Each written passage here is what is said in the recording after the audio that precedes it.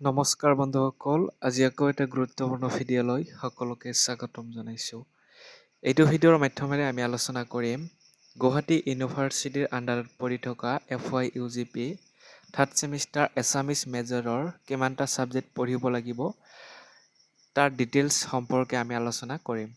ইয়াৰ আগৰ ভিডিঅ'সমূহত আমি আলোচনা কৰিছোঁ FY UGP থাৰ্ড ছেমিষ্টাৰত কিমানকেইটা ছাবজেক্ট পঢ়িব লাগিব বা মেজৰৰ কিমানটা ছাবজেক্ট পঢ়িব লাগিব, VSc, SSc আদি ডিটেইলছ সম্পৰ্কে আলোচনা কৰিছোঁ। চ' সেইটো ভিডিঅ' আপোনালোকে আমাৰ চেনেলত চাব পাৰিব। এইটো ভিডিঅ'ৰ মাধ্যমেৰে আমি মূল আলোচনা বিষয়সমূহ আলোচনা কৰিম যে এছামিছ মেজৰ থকা ষ্টুডেণ্টসকলে থাৰ্ড ছেমিষ্টাৰত কি কি ছাবজেক্ট পঢ়িব লাগিব তাৰ বিষয়ে আমি আলোচনা কৰিম। চ' অহা ভিডিঅ'টো আমি আৰম্ভ কৰোঁ। চ' এইখিনি আপোনালোকে চাব পাৰিছে FY UGP ছাবজেক্টটো এছামিছ দিয়া আছে আৰু এইখিনি হৈছে আপোনালোকৰ ছাবজেক্ট ষ্ট্ৰাকচাৰ ফাৰ্ষ্ট ছেমিষ্টাৰৰ পৰা আৰম্ভ কৰি ছিক্স ছেমিষ্টাৰলৈকে সকলোখিনি দিয়া আছে।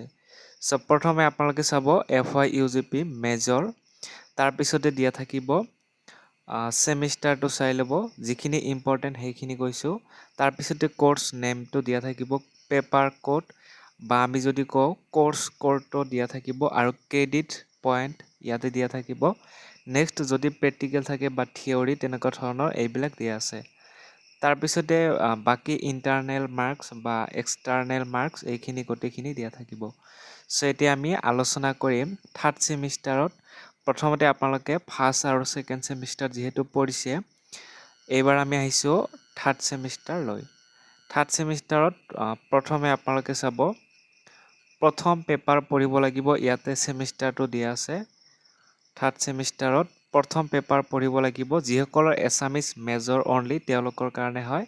তেওঁলোকে প্ৰথমে পঢ়িব লাগিব অসমৰ সংস্কৃতি অধ্যয়ন, ষ্টাডি অফ এছামিছ কালচাৰ।